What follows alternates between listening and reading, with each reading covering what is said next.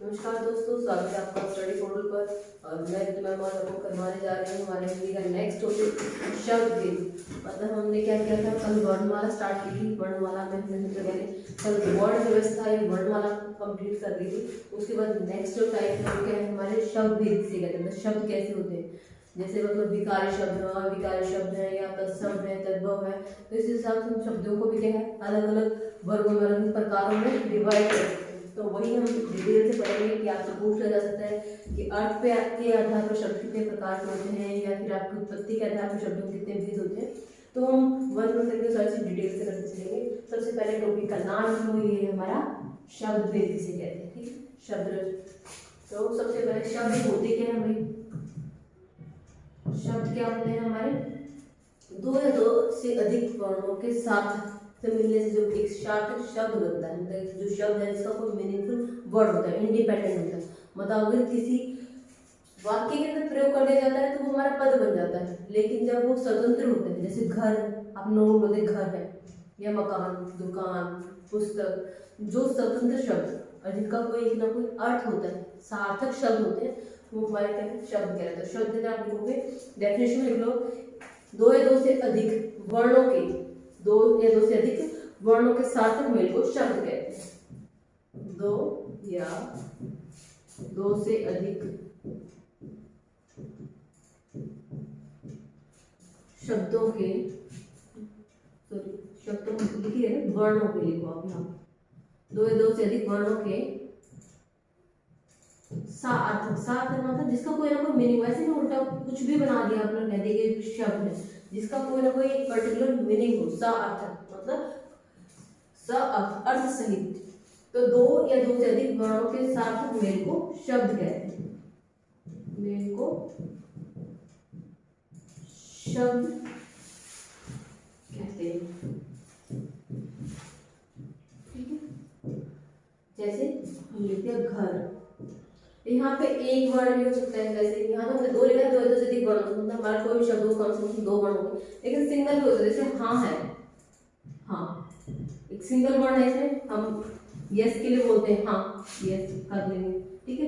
तो हाँ भी क्या है, आपका एक ही वर्ण से बना है, लेकिन इसका एक पर्टिकुलर मीनिंग है, इसका एक अर्थ है, तो ये हमारा क्या हो जाएगा, शब्द हो जाएगा, ठीक है। तो यहाँ पे दो या दो से अधिक वर्ण हो जाएगा, तो आपका एक भी आ सकता है, एक या एक से अधिक वर्ण हो गए। आप ये भी यहाँ पर मॉडिफाई कर सकते हो कि एक या एक से अधिक वर्णों के सार्थक मेल को आप क्या कहते हैं, शब्द कहते हैं। जैसे कि घर, हाँ, या पुस्तक, विद्यालय, कि जो भी ये वर्ड बोलेंगे तो पर्टिकुलर हमारे दिमाग में उसकी एक इमेज बन जाएगी, इसका एक मीनिंग होता है। घर का मतलब हमें पता है कि घर, हाउस, मकान की बात कर रहे हैं। पुस्तक मतलब हमारी जो किताब है, पुस्तक है, विद्यालय है, तो इनका, इन शब्दों का अगर हम प्रयोग करते हैं, इनका एक पर्टिकुलर मीनिंग होता है, तो वो हमारे शब्द कहलाते हैं। तो ये तो होगी हमारी डेफिनेशन। उसके बाद शब्द हमारे किस किस कैटेगरी में डिवाइड हो सकते हैं, हम उस पर डिस्कस करेंगे। तो सबसे पहले आप लिख लोगे कि शब्दों का वर्गीकरण इस प्रकार है। आप एक पहले फ्लो चार्ट बना लो। शब्दों का वर्गीकरण इस प्रकार है, कैसे, आप एक प्रॉपर लिस्ट बना लेते हो। जैसे फर्स्ट है हमारा, आप ऊपर देख रहे हो यहाँ पे शब्द, कि हम किसको कैटेगराइज कर रहे हैं, किसको क्लासिफाई कर रहे हैं, शब्द को कर रहे हैं।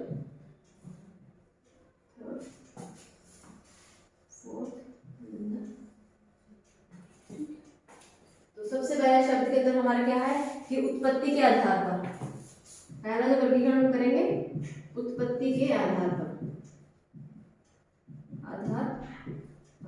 जो उत्पत्ति के आधार पर आते हैं वहां पर आगे फर्दर से चार टाइप हो जाएंगे कि उत्पत्ति के आधार पर तत्सम, तद्भव, देशज, विदेशी शब्द जो हमारे थे वो उत्पत्ति के आधार पर शब्दों का वर्गीकरण है। तो फर्स्ट वर्गीकरण किसके आधार पर करेंगे हम, उत्पत्ति के आधार पर। सेकेंड है रचना के आधार पर, रचना के आधार पर, थोड़ी छोटी वीडियो ताकि आपको पूरा विजिबल रहे, ठीक है। ये होगा फर्स्ट उत्पत्ति के आधार पर, सेकंड रचना के आधार पर, थर्ड आपका किसके आधार पर हो जाएगा, हमारा रूप या प्रयोग के आधार पर, रूप या प्रयोग के आधार पर, रूप या प्रयोग के आधार पर आपके, और नेक्स्ट है आपका अर्थ के आधार पर, अर्थ के आधार पर। तो शब्द को कैटेगराइज किया गया है कि चार कैटेगरी में डिवाइड कर सकते हैं कि भाई उत्पत्ति के आधार पर शब्दों को अलग वर्गीकरण होगा, रचना के आधार पर शब्दों का अलग वर्गीकरण होगा, रूप या प्रयोग के आधार पर शब्दों का अलग वर्गीकरण होगा, और अर्थ के आधार पर शब्दों का अलग से हम वर्गीकरण कर सकते हैं, अलग अलग कैटेगरी में डिवाइड कर। तो सबसे पहले हम उत्पत्ति के आधार पर देखते हैं कौन कौन से आ सकते हैं इसके अंदर। तत्सम, तद्भव, तत्सम, तत्सम, तद्भव, देशज, विदेशज, या फिर आपके शंकर शब्द कह सकते हैं। तो तत्सम, तद्भव, देशज, विदेशज और शंकर शब्द हमारे, ये वाला शब्द शंकर शब्द। शंकर का मतलब है दो लैंग्वेज से मिलकर जो एक नया शब्द बनता है, वो हमारा क्या कहलाएगा, शंकर शब्द कहलाएगा। उसके बाद है रचना के आधार पर। रचना के आधार पर हमारे कौन से, रूढ़, यौगिक और रूढ़ शब्द, सेकंड यौगिक, थर्ड आपका योग रूढ़। ठीक है, तो रचना के आधार पर कितने हैं, रचना के आधार पर आपके तीन होते हैं, रूढ़, यौगिक और योग रूढ़ हमारा। उसके बाद है रूप और प्रयोग के आधार पर आपके शब्दों के भेद कौन होते हैं, जो हो गया आपका विकारी और अविकारी शब्द, विकारी और अविकारी शब्द। ये किसके आधार पर हो गए, रूप के आधार पर भी कह सकते हो या प्रयोग के आधार पर। कितने कौन कौन से हो गए, एक तो टाइप हो गई विकारी और एक हो गया आपकी अविकारी। तो क्वेश्चन कैसे पूछा जाता है, रूप और प्रयोग के आधार पर शब्द कितने भेद होते हैं, तो वो आपका हो गए रूप और प्रयोग के आधार पर शब्दों के दो भेद होते हैं। कौन कौन से, विकारी और अविकारी। ऐसे कह देंगे रचना के आधार पर शब्दों में कितने भेद होते हैं, तो वो आपके 3 होते हैं, रूढ़, यौगिक और योग रूढ़।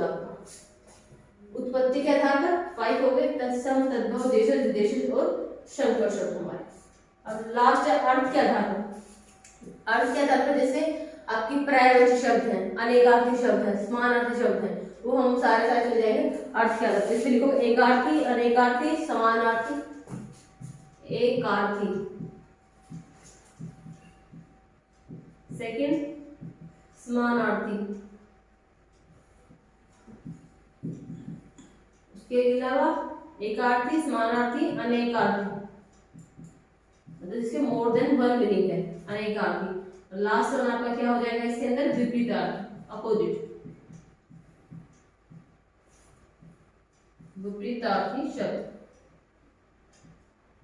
ठीक है, ये किसके आधार पर हो जाएंगे, अर्थ के आधार पर शब्द के भेद, ये रूप और प्रयोग के आधार पर शब्द के भेद 2, ये रचना के आधार पर शब्द के भेद 3, और ये हो जाएगा आपका उत्पत्ति के आधार पर शब्द के भेद आपके 5 हो। ठीक है, तो उत्पत्ति के आधार पर वर्गीकरण करेंगे हम, रचना के आधार पर करेंगे, रूप और प्रयोग के आधार पर करेंगे और अर्थ के आधार पर करेंगे। अब इनको वन वन करके डिस्कस करेंगे कि हर एक के अंदर तत्सम कौन से होते हैं, तद्भव कौन से होते हैं, पहचान कैसे करेंगे, देशी शब्द कौन से हैं, विदेशी कौन है।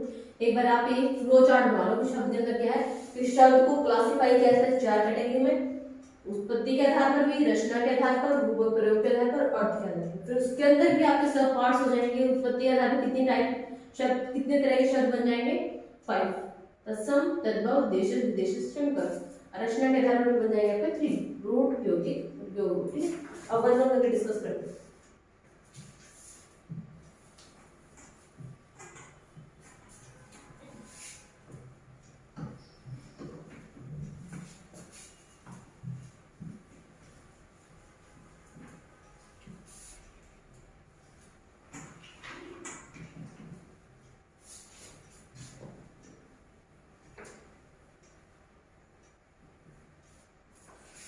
सबसे पहले है उत्पत्ति के आधार पर शब्द भेद। फर्स्ट से स्टार्ट करते हैं, उत्पत्ति के आधार पर शब्द भेद।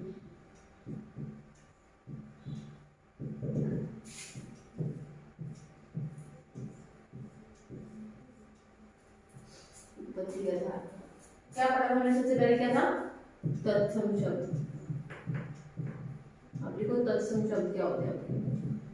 जो शब्द संस्कृत भाषा से हिंदी भाषा में ऐसे कैसे एज इट इज ले लिए गए हैं उनको हम बोलते हैं तत्सम। तत् में सम के बिल्कुल समय समान, तो बिल्कुल संस्कृत के शब्दों के समान होते हैं तो उसको हम बोलते हैं तत्सम शब्द। आप इसकी डेफिनेशन में लिख सकते हो। तत्सम शब्द क्या है? संस्कृत भाषा के जो शब्द हिंदी में लिए गए हैं उनको हम बोलते हैं तत्सम शब्द।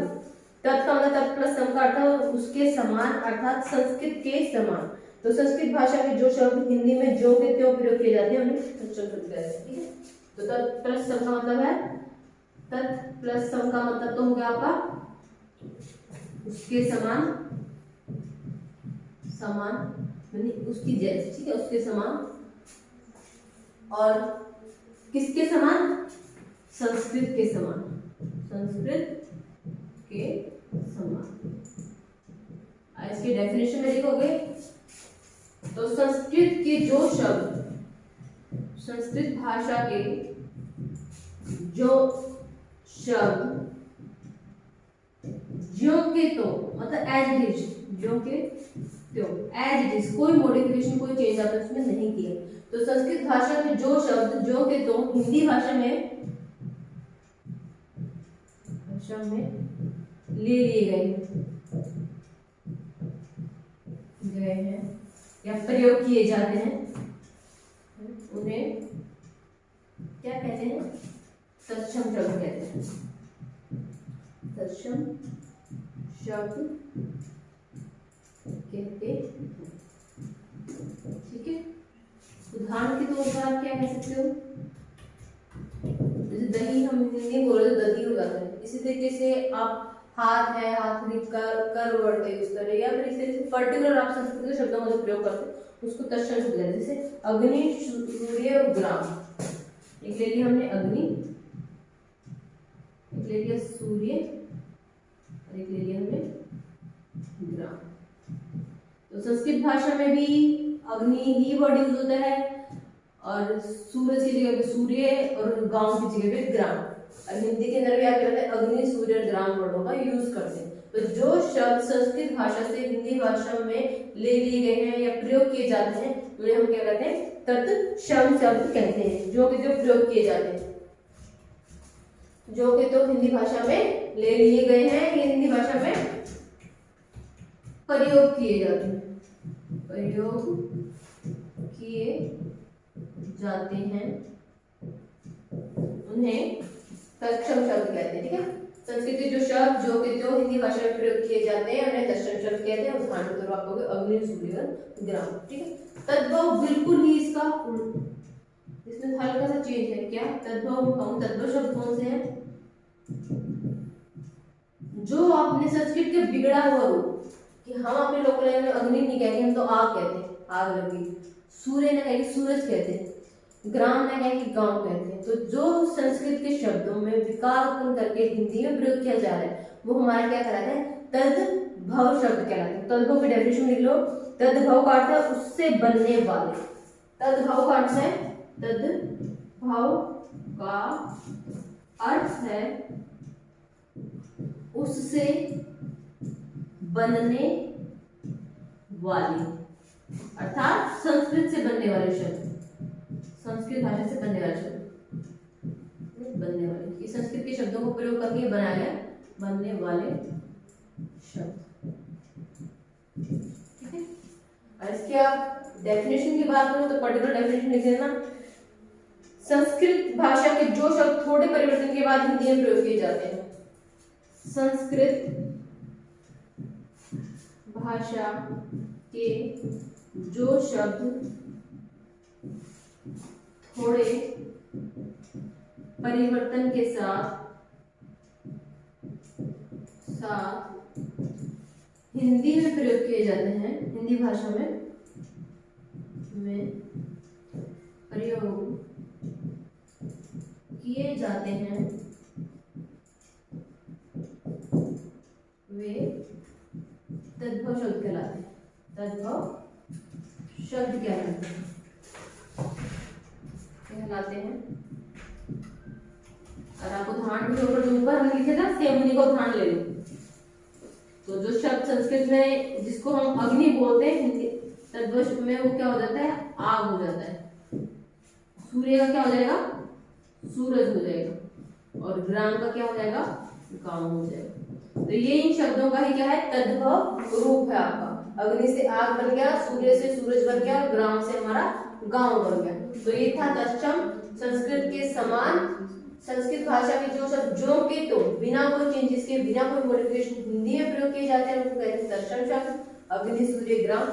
और तद्भव में इसका बिल्कुल उल्टा कि तद्भव मतलब उससे बनने वाले, अर्थात संस्कृत से बनने वाले।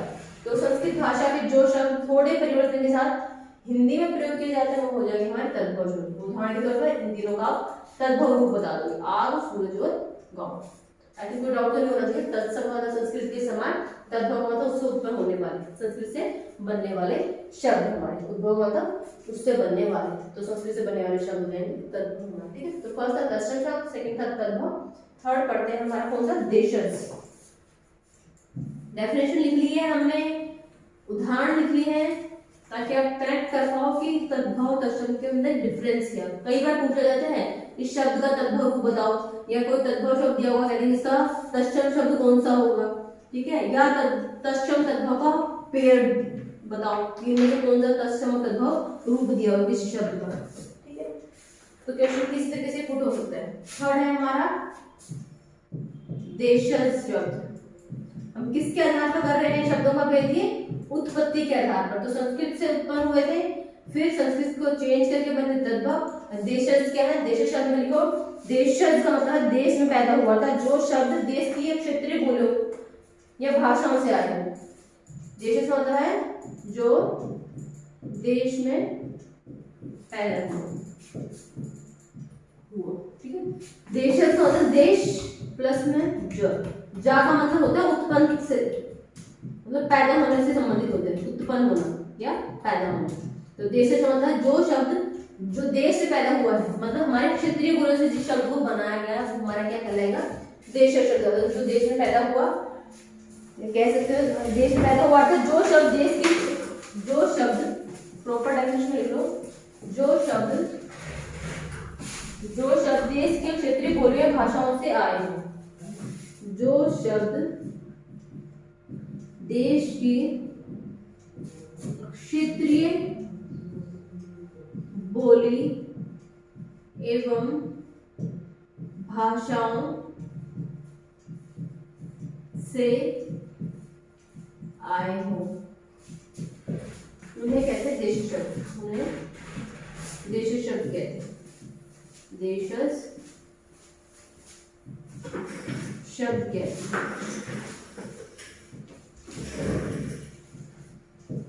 उदाहरण के तौर पर लिख लो, जैसे उदाहरण में क्या आ जाएगा आपका, लोटा, खाट, पगड़ी।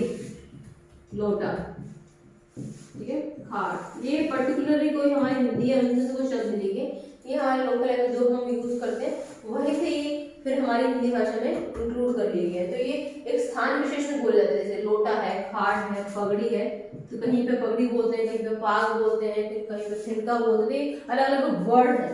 तो जो किसी एरिया में किसी क्षेत्र विशेष में बोले जाते हैं, तो लोटा, खाट, पगड़ी ऐसे काफी सारे शब्द। तो अब आदि क्या है, ये देशज शब्द किसी क्षेत्र विशेष में बोले जाते हैं, बोलियों भाषाओं से आए, उनको क्या बोलते हैं, देशज शब्द, देश में ही उत्पन्न हुए हैं शब्द। ठीक है, फोर्थ क्या था, देशज शब्द के बाद विदेशज शब्द। विदेशी भाषाओं से जो शब्द उत्पन्न हुए हैं और हमारे हिंदी भाषा में प्रयोग होने लगे हैं उनको हम बोलते हैं विदेशज शब्द। तो बहुत सारे शब्द हैं जो संस्कृत से हम ऑलरेडी कर चुके हैं, वो तत्सम शब्द हो गए, लेकिन उर्दू से, फारसी से, अंग्रेजी भाषाओं से जो शब्द आके हमारी हिंदी भाषा में प्रयोग होने लगे हैं वो हमारे क्या कहलाते हैं, विदेशज शब्द कहलाते हैं। तो पहले से डेफिनेशन को, विदेशज का मतलब क्या है, विदेशज का अर्थ है विदेश में पैदा हुआ था, विदेशी भाषाओं में जो शब्द, विदेशज का मतलब है विदेश में पैदा हुआ, विदेश में पैदा हुआ, लेकिन अब हमारे यहाँ पे प्रयोग होता है, विदेश में पैदा हुआ अर्थात विदेशी भाषाओं के जो शब्द, विदेशी भाषाओं के जो शब्द विदेशी भाषाओं के जो शब्द हिंदी में प्रयोग किए जाते हैं उन्हें विदेशी शब्द कहते हैं। जो शब्द हिंदी में प्रयोग किए जाते हैं, हिंदी में प्रयोग किए जाते हैं उन्हें विदेशी शब्द कहते हैं। जैसे शब्द कहते हैं, शब्द कहते हैं। इसके उदाहरण के तौर पर अगर हम कहें तो उदाहरण क्या हो जाएगा, जैसे हमारा कंप्यूटर, मोबाइल,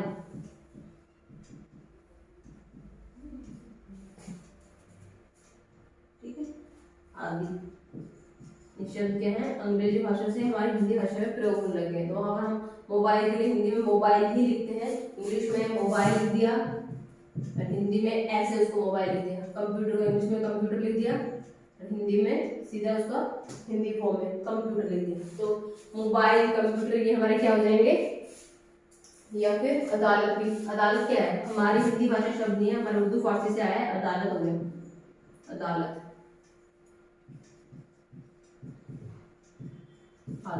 ठीक है, ये क्या हो जाएंगे, हमारे विदेशी शब्द हो जाएंगे। दूसरी भाषाओं से हमारी हिंदी में प्रयोग होने लग गए हैं, वो हमारे क्या है, विदेशी शब्द कहलाते हैं। विदेश का मतलब विदेश में पैदा हुआ, अर्थात विदेशी भाषाओं के जो शब्द हिंदी में प्रयोग किए जाते हैं उन्हें विदेशी शब्द कहते हैं। उदाहरण के तौर पर कंप्यूटर, आपका कंप्यूटर, मोबाइल, अदालत आदि क्या है, हमारे विदेशी शब्द कहलाएंगे, विदेशी शब्द कहलाएंगे। आपको क्या दे सकता है कि आपको 4 ऑप्शन पूछने के, इनमें से विदेशी शब्द कौन सा है, या 4 ऑप्शन पूछ सकता है कि इनमें से आपका देशी शब्द कौन सा है जो देश में ही उत्पन्न हुआ है, या फिर दर्शन शब्द छाटो हो, या फिर तद्भव शब्द छाटो। तो क्वेश्चन कैसी बात होता है, तो आपको पहले पता होना चाहिए देशी शब्द कौन से होते हैं, विदेशी कौन से। तो हम एग्जाम्पल और साथ में डेफिनेशन को करते चलेंगे। फिफ्थ है आपका संकर शब्द क्या होते हैं। हम उत्पत्ति का अध्ययन कर रहे हैं, 4 हो गए हमारे, तत्सम शब्द, तद्भव शब्द, देशी शब्द और विदेशी शब्द। अब फिफ्थ वन है इसके अंदर संकर शब्द। संकर का मतलब होता है आपका हाइब्रिडेशन जिसे बोलते हैं, मतलब दो लैंग्वेज, दो भाषाओं के शब्दों को जोड़कर एक नया शब्द बनाया गया है, वो हमारा क्या कहलाता है, संकर शब्द कहलाता है। जैसे हाइब्रिड कंप्यूटर होते हैं ना, एनालॉग प्लस डिजिटल दोनों फीचर्स होते हैं, ऐसे ही संकर का मतलब वही होता है। हिंदी में हाइब्रिड को संकर बोलते हैं। तो संकर शब्द कौन से हैं, फिर डेफिनेशन में लिख लो, जो शब्द दो भिन्न भाषाओं के योग से बने वाले शब्दों को, दो भिन्न भाषाओं के शब्दों के योग से बनने वाले शब्दों को संकर शब्द कहते हैं। दो भिन्न भाषाओं के शब्दों को मिला के एक नया शब्द बन रहा है। दो भिन्न भाषाओं के शब्दों के योग से बनने वाले शब्दों को संकर शब्द कहते हैं।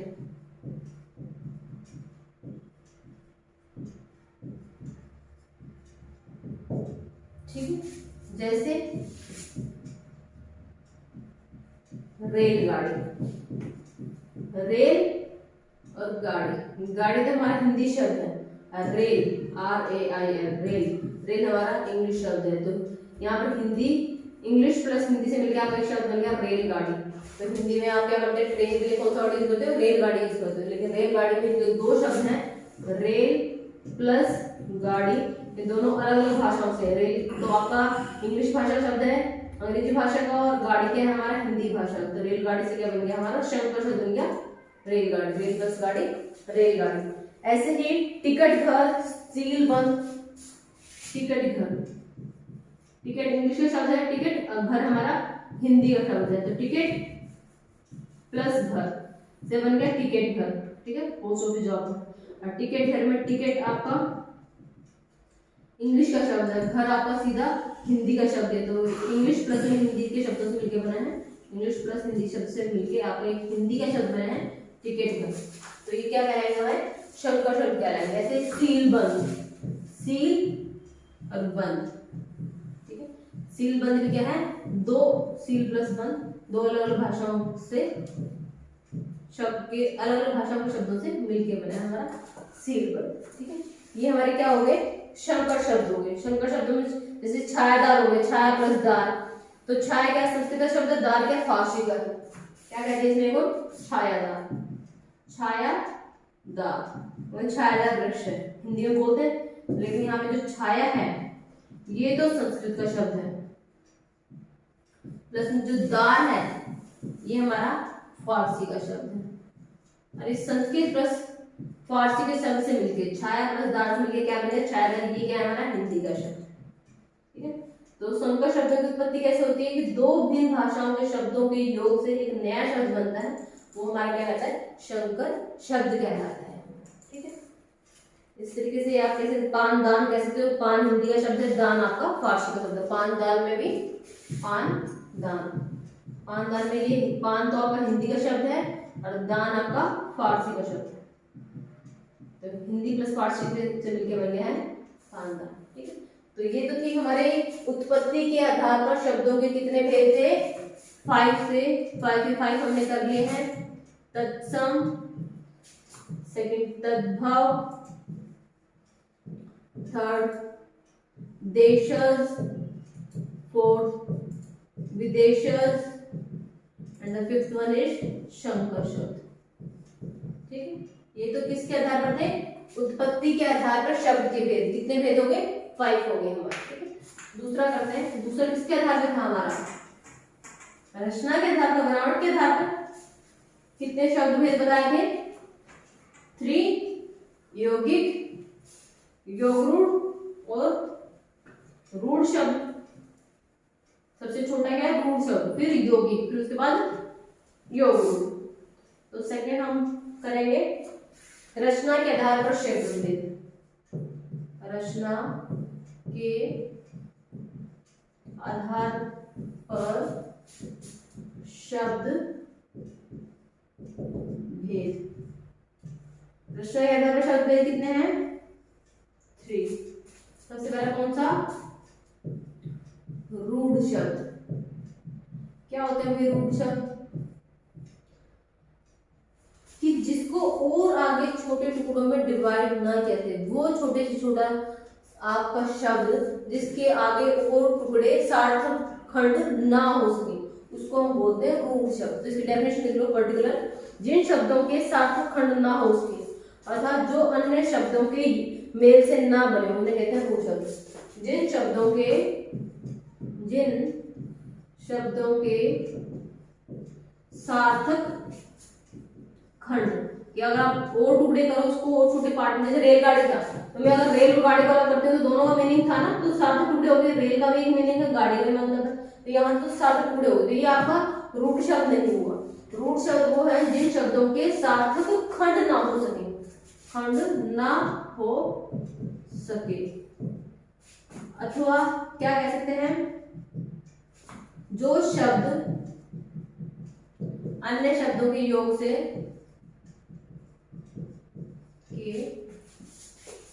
से नहीं बना है, से या मेल से नहीं बना है, वो होते हैं रूढ़ शब्द। रूढ़ शब्द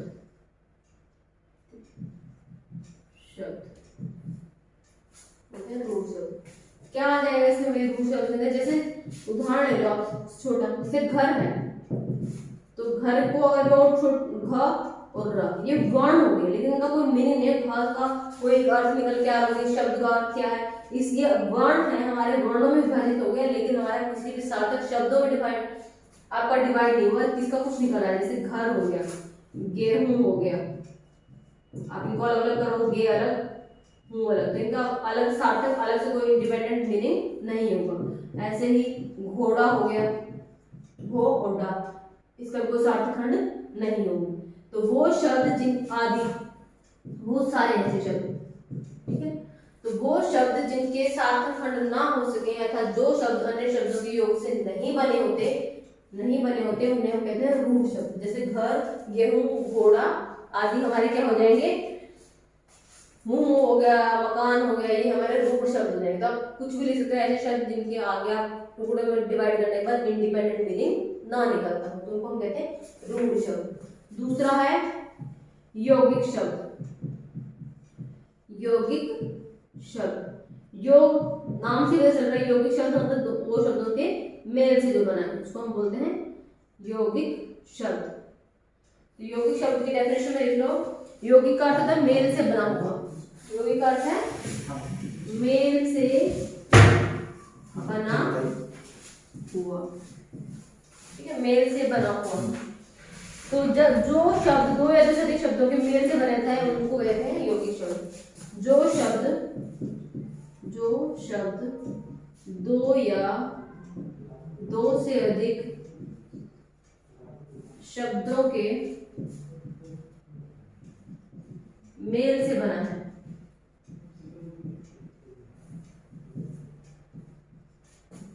उन्हें यौगिक शब्द कहते हैं। उन्हें यौगिक शब्द कहते हैं,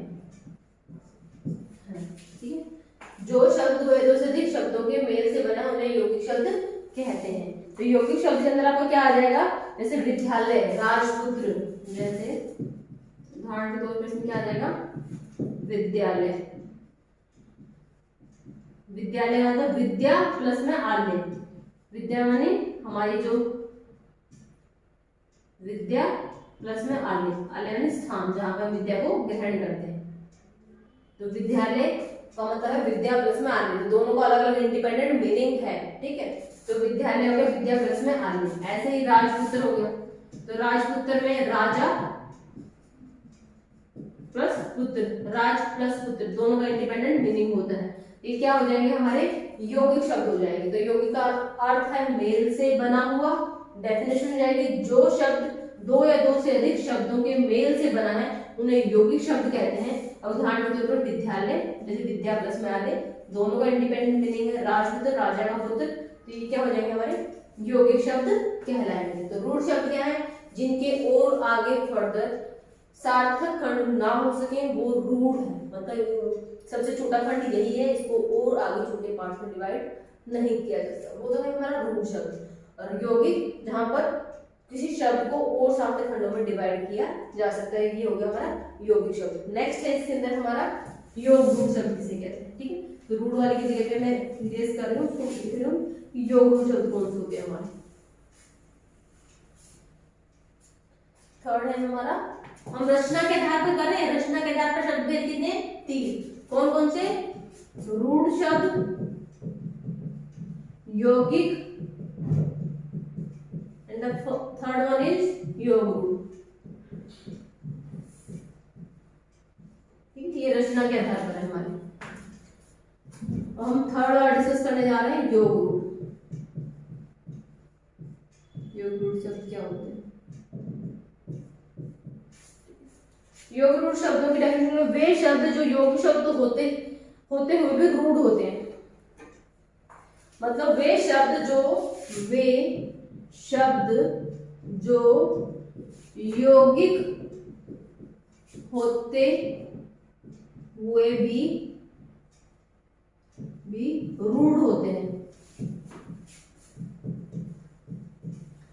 अर्थात कि वो जो शब्द है ना, दोनों मिलकर किसी तीसरे अन्य शब्द की तरफ इशारा करते हैं, वो हमारे योग रूढ़ कहलाते हैं। कि वे शब्द जो यौगिक होते हुए भी रूढ़ होते हैं, ठीक है। जैसे अर्थात दो शब्द मिलकर एक अन्य अर्थ बनाते हैं, अर्थात दो शब्द मिलकर कोई अन्य अर्थ बनाते हैं, अन्य अर्थ बनाते हैं, उन्हें कहते हैं योग रूढ़ शब्द, उन्हें योग रूढ़ शब्द कहते हैं।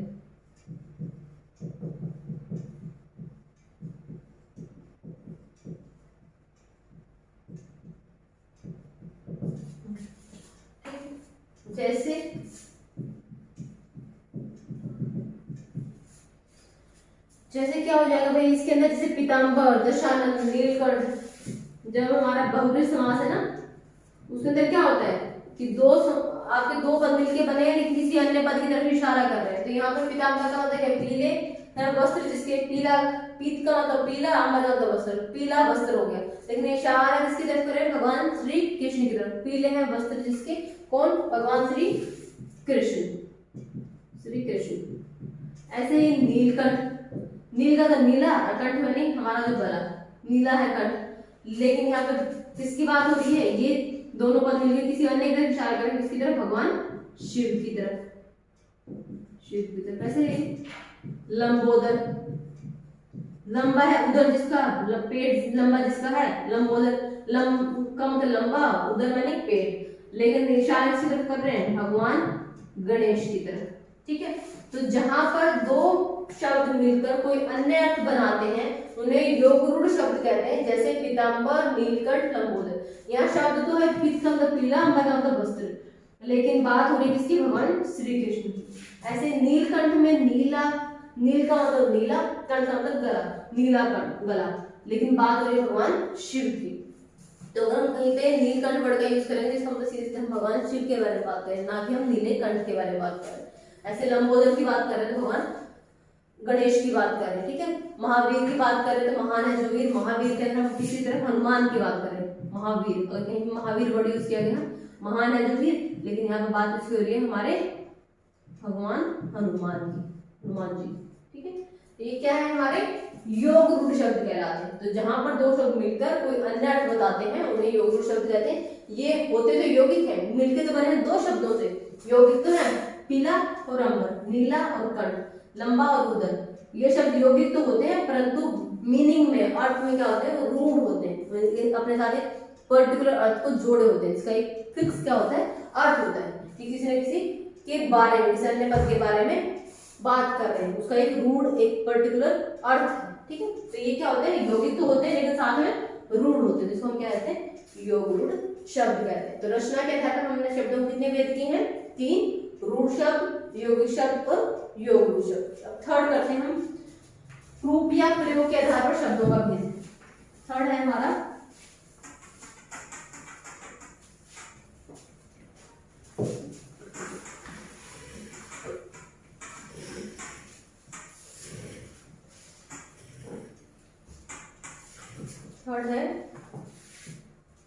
रूप या प्रयोग के आधार पर शब्दों का भेद। रूप या प्रयोग के आधार पर क्या बताया था? दो ही बताए थे, एक आपके विकारी और दूसरे अविकारी शब्द, अविकारी शब्द। ठीक है, किसके आधार पर है? रूप के आधार पर भी आ सकता है लिखा, या फिर प्रयोग के आधार पर आ सकता है। तो रूप और प्रयोग के आधार पर शब्दों कितने भेद हैं? 2, विकारी और अविकारी। फर्स्ट डिस्कस करते हैं विकारी शब्द। विकारी शब्द, विकार, विकार का मतलब होता है भाई आपका चेंजेस हो जाना, किसी में विकार उत्पन्न हो जाना। ठीक है, परिवर्तन हो जाना, वो कहते हैं हमारे विकारी शब्द। ठीक है, तो यहाँ पर ये कह सकते हैं कि जो शब्द लिंग, वचन, काल की वजह से संज्ञा या सर्वनाम वो क्या है? चेंज हो जाते हैं। ठीक है, वो हमारे विकारी शब्द कहलाते हैं। तो मतलब जिनपे लिंग, वचन, काल का प्रभाव पड़ता है तो वो क्या हो जाते हैं? चेंज हो जाते हैं, वो हमारे विकारी शब्द कहलाते हैं। और जिन पर लिंग, वचन का कोई प्रभाव नहीं पड़ता वो हमारे अविकारी शब्द कहलाएंगे। तो सबसे पहले लिख लो विकारी शब्द के वे शब्द जिनमें लिंग, वचन, क्रिया, काल आदि के अनुसार परिवर्तन हो जाता है। वे शब्द जिनमें लिंग, वचन, काल या क्रिया आदि के अनुसार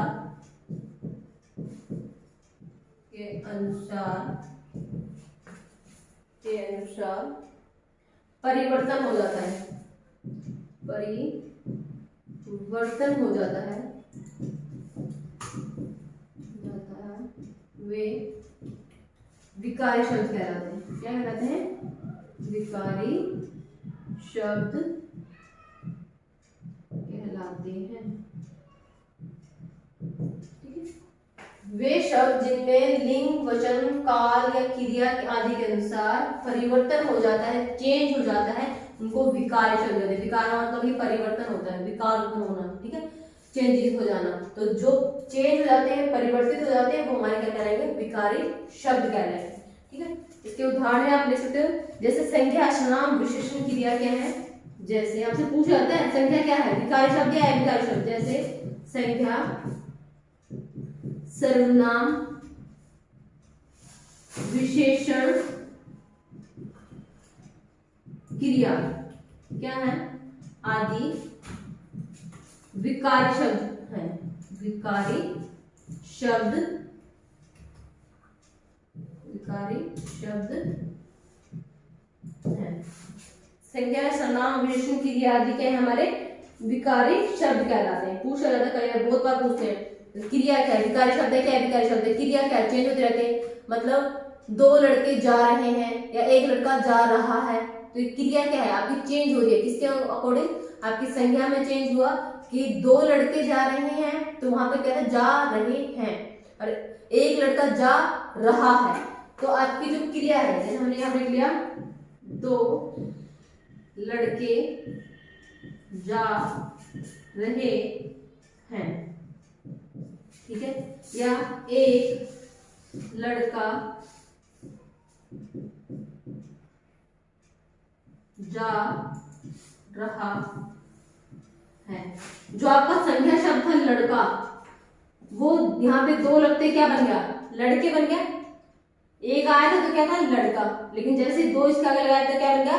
लड़के। तो ये क्या था? संज्ञा शब्द था, लेकिन इसमें सेंटेंस के अकॉर्डिंग आपका क्या होगा? जैसे दो शब्द लगा, आपका विशेषण शब्द लगा, तो क्या बन गया? ये आपका लड़के बन गया। लड़का से क्या कौन सा शब्द प्रयोग कर दिया आपने? लड़के शब्द प्रयोग कर दिया। तो ये संज्ञा शब्द था, लेकिन इसमें क्या हो गया? आपका परिवर्तन हो गया, चेंज हो गया, तो हमारा क्या हो गया?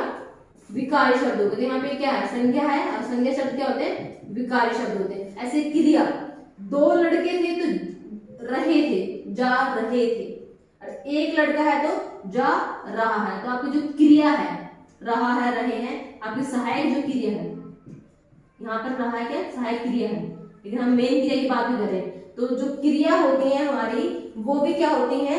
परिवर्तित होती रहती है। तो वो भी हमारी क्या कहलाते हैं?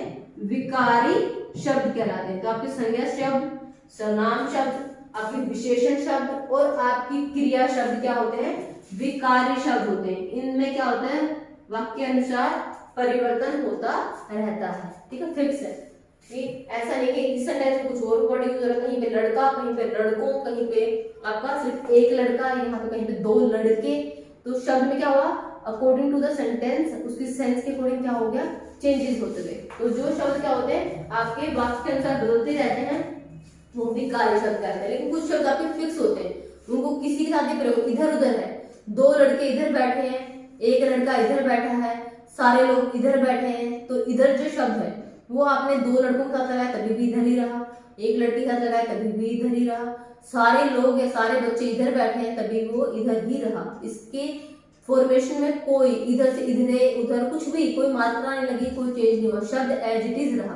तो जो शब्द आपके परिवर्तित नहीं होते, एज इट इज रहते हैं, वो हमारे अविकारी शब्द कहलाते हैं, ठीक है। जैसे हमने बोल दिया ऊपर नीचे है, इधर उधर है, ये हमारे क्या होते हैं? अविकारी शब्द होते हैं। अ का मतलब नहीं होता, विकार में परिवर्तन, जिनमें परिवर्तन नहीं होता वो अविकारी कहलाते हैं। तो अभी हम क्या कर रहे हैं? विकारी। वे शब्द जिनमें लिंग की वजह से या वचन की वजह से, काल या क्रिया के अनुसार परिवर्तन हो जाता है, वे विकारी कहलाते हैं, ठीक है। तो यहाँ पर क्या था?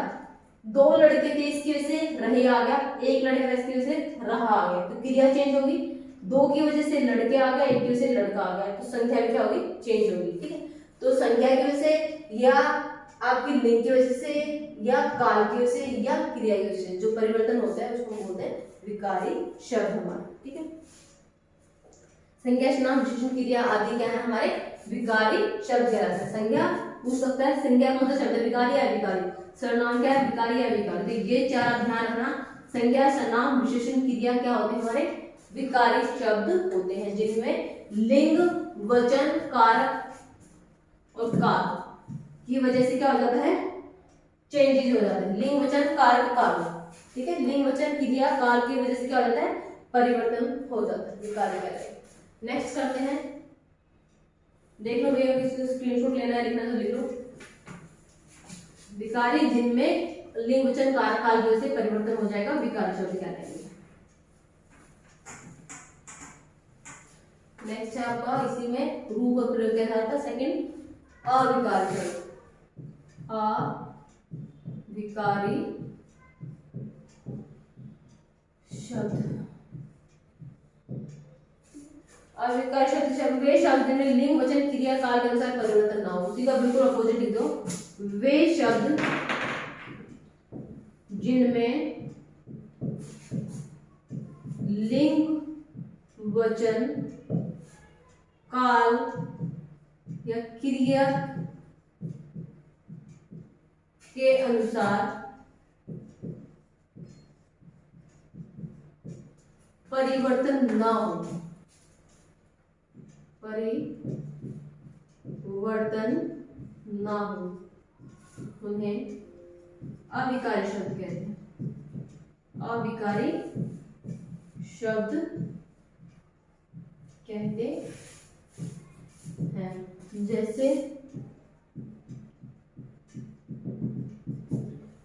उदाहरण में इसके लिख लो आप, क्रिया विशेषण, संबंध बोधक, समुच्चय बोधक।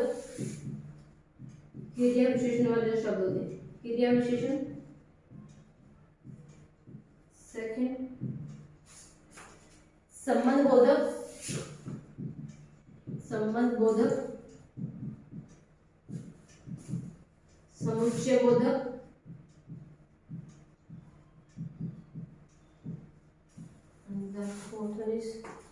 विस्मयादि बोधक,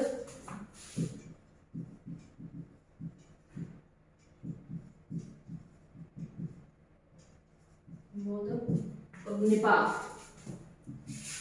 मोस्ट इंपोर्टेंट भाई, निपात से कई बार क्वेश्चन पूछ लेते हैं, इनमें से निपात शब्द कौन सा है, ठीक है। तो क्रिया विशेषण, संबंध बोधक, समुच्चय बोधक, विस्मयादि बोधक और निपात, ये क्या होते हैं, अविकारी शब्द होते हैं, ठीक है। तो ये पांचों क्या हो जाएंगे आपके अविकारी शब्द है। संज्ञा, सर्वनाम, विशेषण, क्रिया विकारी शब्द हो गए। ऐसे क्रिया विशेषण, संबंध बोधक, समुच्चय बोधक, विस्मयादि बोधक और निपात। जैसे विस्मयादि बोधक, हे, अरे, तो इसमें चाहे 2 लड़के हो या 10 लड़के हो या पूरा सारा ग्रुप हो, विस्मयादि बोधक में कोई फर्क नहीं पड़ता, तो वो सेम ही वर्ड रहता है, ठीक है। शाबाश लिखा है, शाबाश सबके लिए शाबाश शब्द यूज हो रहा है, एक बच्चे के लिए भी शाबाश शब्द यूज हो रहा है। ऐसे वाह, एक के लिए भी वाह शब्द यूज हो रहा है, पूरी क्लास में वाह बहुत अच्छी क्लास है तब भी वाह शब्द रहा, तो वहां पर कोई भी चेंजेस नहीं हुए आपके लिंग की वजह से, वचन की वजह से या काल की वजह से। तो क्या करेंगे हमारे आपके अविकारी शब्द। तो विस्मयादि बोधक में जैसे आप हे, अरे, वाह, शाबाश कह सकते हो। समुच्चय बोधक में जो ग्रुप को दिखाने वाले शब्द होते हैं, वहां पर समूह की जो बात होगी वो भी हमारे क्या होते हैं, अविकारी शब्द कहलाते हैं हमारे, ठीक है। जैसे यहाँ पे उदाहरण देते हैं, यहाँ वहां इधर उधर, यहाँ वहां इधर उधर, इस संबंध दिखाने वाली बात होगी कि संबंध दिखा रहे हैं, कहाँ बैठा है, इधर बैठा है, उधर बैठा है, यहाँ बैठा है, वहां बैठा है, यहाँ वहां, इधर उधर, ऊपर नीचे आदि क्या है आपके अविकारी शब्द के उदाहरण है, अविकारी शब्दों के उदाहरण उदाहरण। ये पूरा ग्रुप ही है कि निपात शब्द कोई है। निपात क्या होता है, जैसे कोई भी एम्फसाइज प्रेशर डालेंगे जिस पे आप जो शब्द यूज करते हो, जैसे मैं तो वहां जाऊंगा, तो यहाँ पे क्या है, निपात शब्द है। मुझे भी वहां जाना था, वहां जाना था। तुम तो कल आने वाले थे, तो यहाँ पर जो भी है, तो है, ये कौन से शब्द होते हैं, निपात शब्द होते हैं। तो किसी वर्ड पर प्रेशर डालने के लिए, एम्फसाइज करने के लिए जो वर्ड यूज करते हैं उसको हम बोलते हैं निपात शब्द। तो निपात वाले जो भी शब्द हैं सारे वो भी क्या होते हैं, आपके अविकारी होते हैं। तो आपको चाहे उसको एक पर्सन के साथ यूज करो, जैसे मुझे भी वहां जाना था, या हमें भी वहां जाना था, तुम्हें भी वहां जाना था, तुम भी कल जा रहे थे, तो चाहे किसी के साथ भी प्रयोग करो, भी पे कोई फर्क नहीं पड़ेगा, चाहे एक पर्सन के साथ या 10 या पूरे ग्रुप के साथ फर्क नहीं पड़ेगा, या प्रेजेंट में या पास्ट में, ग्रुप में कोई फर्क नहीं पड़ेगा। या फिर आप किसी भी क्रिया के साथ प्रयोग करो, वहां पर भी कोई फर्क नहीं पड़ेगा कि बहुवचन की क्रिया है या आपकी एकवचन की क्रिया है, तो उनमें भी कोई फर्क नहीं पड़ेगा। तो भी हो गया, तो हो गया, निपात शब्द जो भी हैं वो हमारे अविकारी शब्द होते हैं। ऐसे ही संबंध बोधक वाले जो शब्द होते हैं इधर उधर ऊपर नीचे दाएं बाएं, ये भी क्या होते हैं अविकारी शब्द होते हैं। समुच्चय बोधक में भी समुच्चय बोधक वाले शब्द क्या होते हैं हमारे अविकारी शब्द होते हैं। विस्मयादि बोधक वाले शब्द भी अविकारी। ये तो पूरे ग्रुप हो गए, इसमें जितने भी शब्द हम यूज करते हैं। क्रिया विशेषण, राम धीरे धीरे चल रहा है, वो सब लोग धीरे धीरे चल रहे हैं। तो यहाँ पर धीरे धीरे शब्द आपने क्या किया 1% ज्यादा यूज किया, जैसे राम धीरे धीरे चल रहा है, तो राम के साथ क्या वर्ड यूज किया आपने, राम धीरे धीरे चल रहा है। क्रिया विशेषण क्या है, धीरे धीरे चल रहा है। अगर तुम कहते हैं कि वे सब लोग धीरे धीरे चल रहे हैं, तो क्या धीरे धीरे को कोई फर्क पड़ा जब आपने यहाँ पे वे सब लोग लिख दिया। यहाँ पे तो सिर्फ और सिर्फ एक वचन वाली संज्ञा थी हमारी राम, अरे यहाँ पर वे सारे मतलब बहुवचन वाली, वे सब लोग धीरे धीरे चल रहे हैं। तो देखो क्रिया में तो फर्क पड़ गया, यह ऊपर वाला जो आया चल रहा है, राम था तो ये क्या था चल रहा है, तो क्रिया तो चेंज हो गई, वे सब लोग धीरे धीरे चल रहे हैं। तो यहाँ पर तो क्रिया का बहुवचन होने की वजह से प्रभाव पड़ गया, तो क्रिया वाले शब्द क्या हो गए हमारे विकारी शब्द हो गए। लेकिन जो धीरे धीरे था वो दोनों सेंटेंसेस में, राम धीरे धीरे चल रहा है इसमें भी, और वे सब लोग धीरे धीरे चल रहे हैं इसमें भी, दोनों जगह पर क्या रहा एज इट इज रहा। इसकी स्ट्रक्चर में इसकी इसमें कोई भी चेंजेस नहीं किए गए, धीरे धीरे था तो धीरे धीरे गया, तो ये हमारा क्या हो गया अविकारी शब्द हो गए। तो क्रिया विशेषण वाले जितने भी शब्द होते हैं वो अविकारी होते हैं, संबंध बोधक वाले भी अविकारी होते हैं, समुच्चय बोधक वाले भी अविकारी होते हैं, विस्मयादि बोधक और आपके निपात। तो आपसे पूछ सकता है निपात कौन से शब्द होते हैं, विकारी अविकारी, संबंध बोधक कौन से होते हैं विकारी अविकारी। आपको याद रखना है ये 5 तो आपके अविकारी में आएंगे, संज्ञा सर्वनाम विशेषण क्रिया हमारे विकारी शब्दों में आएंगे, ठीक है याद रहेगा। रूप और प्रयोग के आधार पर शब्दों के भेद विकारी और अविकारी। विकारी में हमने कर लिया था कि आपके जिनमें लिंग वचन कारक काल के अनुसार परिवर्तन हो जाए विकारी, जिनमें परिवर्तन ना हो अविकारी। उसमें कौन कौन से संज्ञा सर्वनाम विशेषण क्रिया कोई भी विकारी शब्द, क्रिया विशेषण संबंध बोधक समुच्चय बोधक विस्मयादि बोधक निपात सारे अविकारी शब्द। शब्द को इनमें शब्द कौन से हैं जैसे यहाँ वहां इधर उधर ऊपर नीचे, आपको कोई भी वर्ड अगर आपको दिया है तो आपको सिर्फ क्या करके देखना है, एक बार तो उस शब्द को एक वचन के साथ बना के देख लो सेंटेंस, और एक बार उस शब्द का प्रयोग करके बहुवचन वाले सेंटेंस का प्रयोग करके देख लो। अगर उसकी फॉर्मेशन चेंज नहीं होती तो वो क्या है आपका अविकारी शब्द, ठीक है। कोई भी शब्द आपको दिया गया है उस शब्द से आपको वाक्य बना के देखना है, एक वचन का वाक्य बना के देखना है, एक बहुवचन का वाक्य बना के देखना है। तो अगर उसकी स्ट्रक्चर में चेंजेस हो जाते हैं तो उसको आप बोलोगे ये तो विकारी शब्द है, एक वचन में तो लड़का लिखा रहा था और बहुवचन में लड़के लिखा रहा है, तो मतलब चेंज हो गया अकॉर्डिंग टू द सेंटेंस, तो वहां पर हम उसको बोलेंगे विकारी। लेकिन कोई शब्द ऐसा है जो एक वचन वाले सेंटेंस में भी और बहुवचन वाले सेंटेंस में भी आपका सेम रहता है, जैसे धीरे धीरे था, या हम कह रहे हैं कि कम आगे कोई शब्द की कम, उसने कम ही बोला, वो सब कम ही बोल रहे थे, तो वो शब्द जो एक वचन या बहुवचन के साथ एज इट इज रहते हैं, उनकी फॉर्मेशन में उनके वर्ड में कोई चेंज नहीं होता, वो हमारे अविकारी शब्द। सिर्फ आपको क्या करना है पहचानने के लिए, आपको 2 सेंटेंस बना के देखने कि एक वचन का सेंटेंस उस शब्द का प्रयोग करके और एक बहुवचन का सेंटेंस, आपको क्लियर हो जाएगा कि ये विकारी शब्द है या फिर अविकारी शब्द। ओके आई थिंक क्लियर हो ही गया होगा आपको यहाँ से, फिर भी देख लेना कुछ प्रैक्टिस करके साथ साथ डाउट क्लियर हो जाएगी। लास्ट करते हैं हम इसमें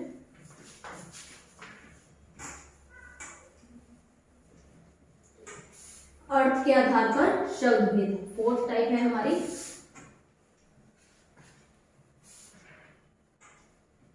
अर्थ के आधार पर शब्द भेद। 4th वन अर्थ के आधार पर शब्द भेद। अर्थ के आधार शब्द भेद सबसे पहला आपका एकार्थी। एकार्थी मतलब जो शब्द आपके एक समान रहते हैं, एक ही अर्थ रहते हैं, एक ही अर्थ ग्रहण किए रहते हैं, वो एकार्थी, ठीक है। घर बोला तो घर का मतलब घर ही है, कुछ और मतलब नहीं। गेहूं बोला तो गेहूं मतलब हमारे उस पर्टिकुलर अनाज की बात हो रही है, एक पर्टिकुलर की गेहूं की बात हो रही है। चावल हो तो चावल में एक पर्टिकुलर मीनिंग है। तो एकार्थी जिनका एक फिक्स मीनिंग होता है हमारे एकार्थी शब्द कहलाते हैं। एकार्थी लिखो जिनका केवल एक ही अर्थ होता है, जिन शब्दों का केवल एक ही अर्थ होता है, अर्थ होता है, वे होते हैं हमारे एकार्थी। ठीक है, एकार्थी शब्द वे होते हैं एकार्थी शब्द। उदाहरण के तौर पर, उदाहरण हो गया जैसे आपने गंगा बोल दिया, तो गंगा का मतलब पर्टिकुलर उस नदी का बारे में, गंगा गंगा जाना है, गंगा नहा ली, तो गंगा मतलब पर्टिकुलर एक नदी की बात हो रही है, तो वही गंगा, ऐसा नहीं कहीं पे भी कोई भी गंगा। ठीक, गंगा एक नदी का नाम है तो उसके लिए फिक्स है, गंगा का मतलब यही है। राधा बोला तो नाम सीधा गया, राम बोला, श्री कृष्ण बोला, तो ये क्या है, इनका एक पर्टिकुलर एक ही मीनिंग है, एक ही अर्थ निकल जाता है। श्री कृष्ण का नाम होगा, श्री कृष्ण भगवान श्री कृष्ण की बात होगी, ऐसे किसी नाम में वो नहीं, एक पर्टिकुलर मीनिंग, इनका केस सिर्फ क्या होता है, एक ही अर्थ होता है। ठीक है, तो दो सेंस निकल के आएंगे, श्री कृष्ण है, श्री कृष्ण मतलब कुछ और भी निकल के आ जाएगा, काला है जो या कुछ भी है, तो ऐसा कुछ नहीं। तो यहाँ पर इनका जिन शब्दों का केवल एक ही अर्थ होता है वो हमारे क्या कहलाते हैं, एकार्थी शब्द कहलाते हैं। ठीक है, जितनी भी हमारी व्यक्तिवाचक संज्ञाओं के शब्द होते हैं, हम इसमें ये लिखते हैं कीवर्ड में, जितनी भी हमारी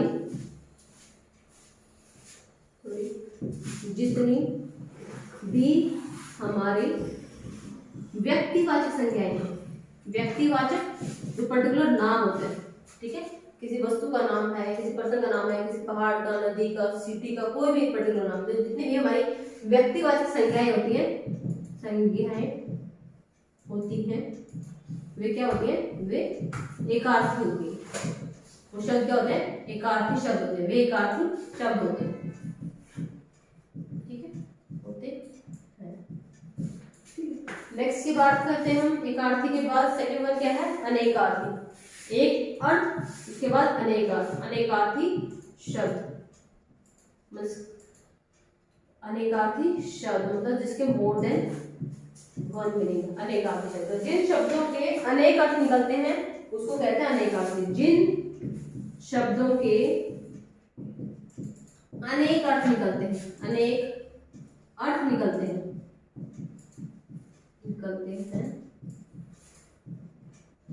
वे अनेकार्थी कहलाते हैं।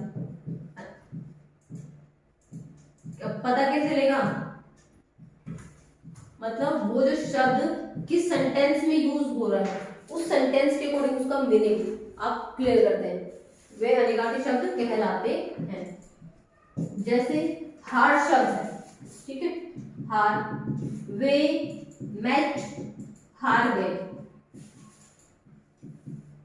ठीक है, यहां सेंटेंस होता है हारना मतलब लो कि उन्होंने मैच लूज कर दी। ठीक है, वे मैच हार गए। दूसरे अगर सेंटेंस में अगर इसको प्रयोग करते हैं, वे उनका फूलों के हार से स्वागत हुआ। तो जैसे ही हमने सेंटेंस पढ़ा, इस हार का मीनिंग हमें क्लियर हो गया। अभी यहाँ पर जो हार वर्ड यूज हो रहा है इस सेंटेंस के अकॉर्डिंग, इसका मतलब क्या है, गले में पहनने वाला जो हार है। ठीक है, और यहाँ पर जो हार वर्ड का यूज हो क्या है, जीतने और हारने के सेंस में हुआ, क्योंकि मैच को हार गए।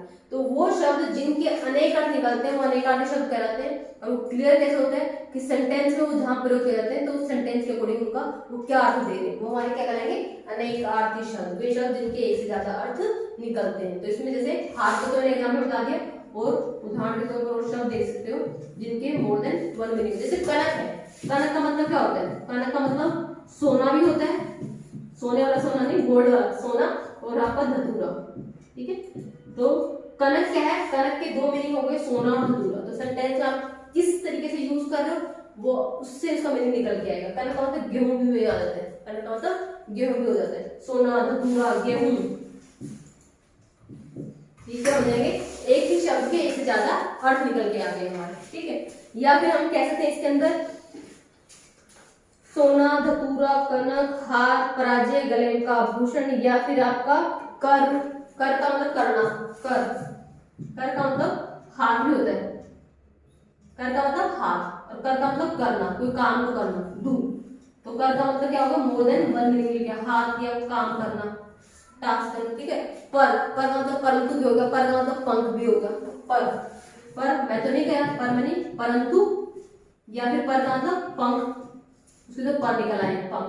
ठीक है, तो आपके क्या है, अकॉर्डिंग टू द सेंटेंस, उनका मीनिंग आपको क्लियर हो जाता है कि यहाँ पर ये वर्ड किस अर्थ के लिए प्रयोग हुआ, ठीक है।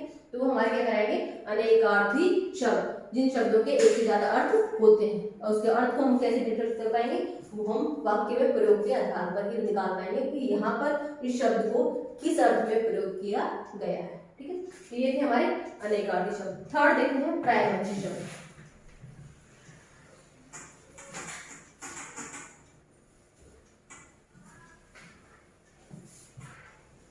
थर्ड है हमारा पर्यायवाची शब्द।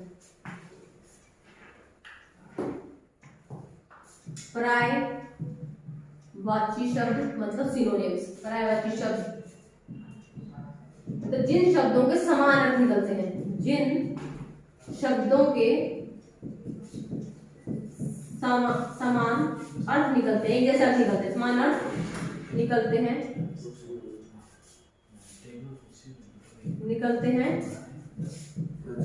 वे कहलाते हैं, वे पर्यायवाची शब्द कहलाते हैं, पर्यायवाची शब्द कहलाते हैं, ठीक है। जैसे अब पर्यायवाची शब्द कौन कौन से, कोई भी देख लो, घोड़े का देख लो, पहाड़ का देख लो, गिरी, इस तरीके से, मतलब सूर्य, जैसे आपने लिया अब सूर्य, सूर्य के क्या क्या पर्यायवाची शब्द है, सूर्य के लिए सूरज वर्ड यूज कर दिया, या फिर भानु वर्ड का यूज कर दिया, या फिर रवि वर्ड का यूज कर दिया, ठीक है। तो ये सारे क्या हैं, रवि का मतलब भी सूरज होता है, भानु का मतलब भी सूरज होता है, सूरज का मतलब तो सूर्य है, तो ये क्या है, सूर्य के पर्यायवाची शब्द हो गए कि इन शब्दों का सबका क्या है, समान अर्थ है, इसका मतलब है सूर्य है, इसका मतलब सूर्य है, इसका मतलब क्या है, सूर्य। तो जिन शब्दों के समान अर्थ निकलते हैं वो हमारे पर्यायवाची शब्द कहलाते हैं हमारे, ठीक है। और क्या है, जैसे पानी है, पानी का वारी, अंबु, नीर, पानी है, पानी का वारी, अंबु और आपका नीर, ये क्या है, हमारे पर्यायवाची शब्द है, इनके क्या है, आपके एक जैसे अर्थ निकलते हैं। तो पर्यायवाची तो हमें पता है, सिनोनिम्स बोलते हैं बिल्कुल, ठीक है। लास्ट करते हैं हम इसके अंदर हमारा विपरीतार्थक शब्द, पता भी है सबको, करते भी हैं। एंटोनियम्स कह सकते हो, अपोजिट मीनिंग आपका कहते हैं, अपोजिट बताना इसका, तो फोर्थ में क्या हो जाएगा हमारा विपरीतार्थक शब्द। वे शब्द जो आपस में अर्थ के आधार पर क्या होते हैं, दूसरे के अपोजिट होते हैं, वे शब्द जिनके अर्थ विपरीत निकलते हैं, वे शब्द जिनके अर्थ विपरीत निकलते हैं, दूसरे के अपोजिट होते हैं, विपरीत निकलते हैं, वो हमारे क्या रहेंगे, विपरीतार्थक शब्द, विलोम शब्द आपके, ठीक है। ऊपर नीचे, दाएं बाएं, दिन रात, लड़का लड़की, इस तरीके से वो क्या रहेंगे, हमारे अपोजिट्स हो जाएंगे विलोम शब्द से। जैसे आपका क्या हो जाएगा, ऊपर नीचे, दाएं बाएं, या फिर लड़का लड़की, ठंडा गरम, इस तरीके तो सब हम लोग ऑलरेडी सारे याद कर रखे हैं, बचपन से पढ़ते आ रहे हैं। तो विपरीतार्थक शब्द वे शब्द जिनके अर्थ क्या होते हैं, मीनिंग में, अर्थ में विपरीत निकलते हैं, तो हमारे क्या कहते हैं, विपरीतार्थक शब्द कहते हैं। तो भाई यहाँ पे हमारा शब्द भेद का जो टॉपिक था वो कंप्लीट हो गया है। शब्द भेद हमने 4 प्रकार से किया कि उसके 4 प्रकार के अलग कैटेगरी हो सकती है। सबसे पहला उत्पत्ति के आधार पर, उत्पत्ति के आधार पर कौन कौन से थे, तत्सम शब्द, तद्भव शब्द, देशज शब्द, विदेशज शब्द और हमारे संकर शब्द। दूसरा था हमारा रचना के आधार पर, कि रचना के आधार पर शब्द कौन कौन से होते हैं, रूढ़ शब्द, यौगिक शब्द और योग रूढ़ शब्द। फिर थर्ड था हमारा रूप एवं प्रयोग के आधार पर, हम शब्दों को कितने पार्ट में डिवाइड कर सकते होते हैं, विकारी शब्द और अविकारी शब्द। विकारी जिनमें परिवर्तन हो जाता है और अविकारी जिनमें परिवर्तन नहीं होता है। और लास्ट हमारा अर्थ के आधार पर शब्द की भेद, जो हमने किए अभी लास्ट में, अर्थ के आधार पर शब्द भेद। तो वहां पर हमारे कौन होते हैं, एक आर्थी, जिनका पर्टिकुलर एक ही मीनिंग होता है, वो सारी व्यक्तिवाचक संज्ञाएं हमारी क्या रहती है, उदाहरण होती है हमारी एकार्थी की। अनेकार्थी में जिनके एक से ज्यादा मीनिंग हो सकते हैं, वो डिपेंड करता है कि सेंटेंस में क्या अर्थ दे रहा है। फिर थर्ड हमारा पर्यायवाची, सिनोनियम, कि जहां पर क्या है, शब्दों के एक समान अर्थ होते हैं। लास्ट में था विपरीतार्थक शब्द, जहां पर वो शब्द एक दूसरे के अर्थ में अपोजिट होते हैं, ठीक है। तो यहाँ पर हमारा ये टॉपिक कंप्लीट हो गया। शब्द भेद रिवाइज कर लेना और कैटेगरी वाइज याद कर लेना कि इसके अंदर कौन से पार्ट्स आते हैं, ठीक है। तो यहाँ पे इस टॉपिक हम फिनिश करते हैं, कोई डाउट हो तो आप कमेंट करें। Thank you.